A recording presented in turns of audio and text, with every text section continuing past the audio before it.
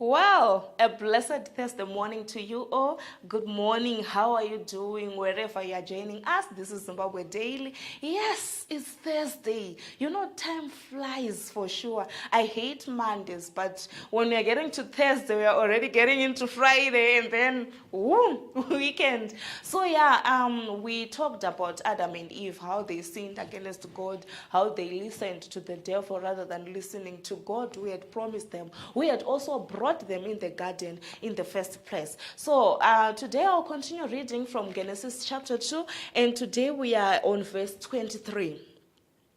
Therefore the Lord God sent him out from the Garden of Eden to work the ground from which he was taken. He drove out the man at the east of the Garden of Eden. He placed the cherubim and flaming sword that turned every way to guard the way to the tree of life.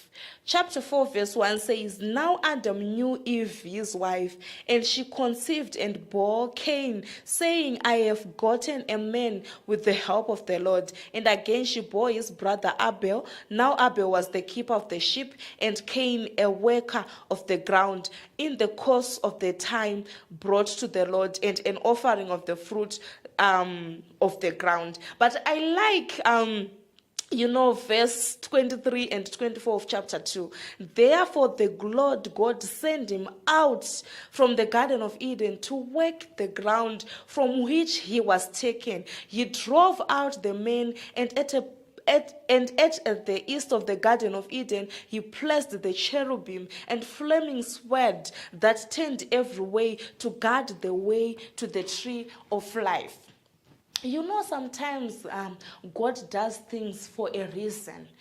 Imagine if you cannot listen to an instruction until there is security that is put over the place so that you cannot enter, because you knew that Satan is always there moving around. You know, I love the book of Job, where Satan also went to present himself before the Lord, and he then says, God asks him, where are you coming from? And he said, ndandichingotenderera zvangu ndiri panyika apo ndichingoona kuti zvakamira sei. And God says, wamboona here mwana wangu Job, you know. So we want to get that point where we say, God, I am sorry, but I want to start over. I want to start afresh. You know, when Adam and Eve went out of the garden, they started a family, they had kids, they started over, they started working again until today. We are here because it started from the book of Genesis, for us to be here today.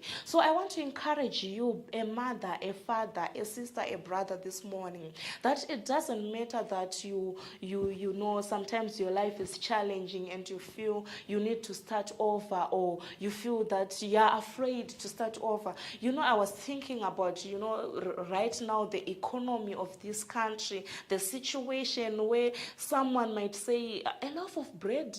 You know, this other day I was on a call with a daughter of mine, and she says, Mommy, tine chingwa chine majarini, ndikati majarini, kuzimbabwe majarini. But it seems funny, but sometimes people are suffering and you are thinking, what should I do? But God says there's still another chance for you to start over. You can start over from anything that you would want, to make sure that your life goes around in a good way. You can be a Christian, you can be someone who fears God and follows God's instructions, and make sure that God always gives someone a chance. Ndozvakanakira Mwari vanotokupa mumwe mukana wokutanga patsva. Kana ukavatadzira, Mwari wedu vanoregerera, vanoti uyai mose makaremerwa kwandiri ndizokuturai mutoro. So don't be afraid to go before the Lord and say, God, I'm back.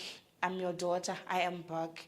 Ndiregererewo zvandakakutadzirai. And God is always there to make sure that He gives you another chance to start over, because you are His child. He gives you another chance to make sure that you make things right before Him. So I hope this word is encouraging to you as you go to work, as you are sleeping, some are still sleeping, and as you are doing your day-to-day activities. Just know that God says you can still start over. over. Even if you sinned, I'm giving you an opportunity to start afresh. So I'm hoping you have a blessed day. Until we meet again tomorrow, enjoy your day. Have a fruitful day, everyone. It's goodbye for now.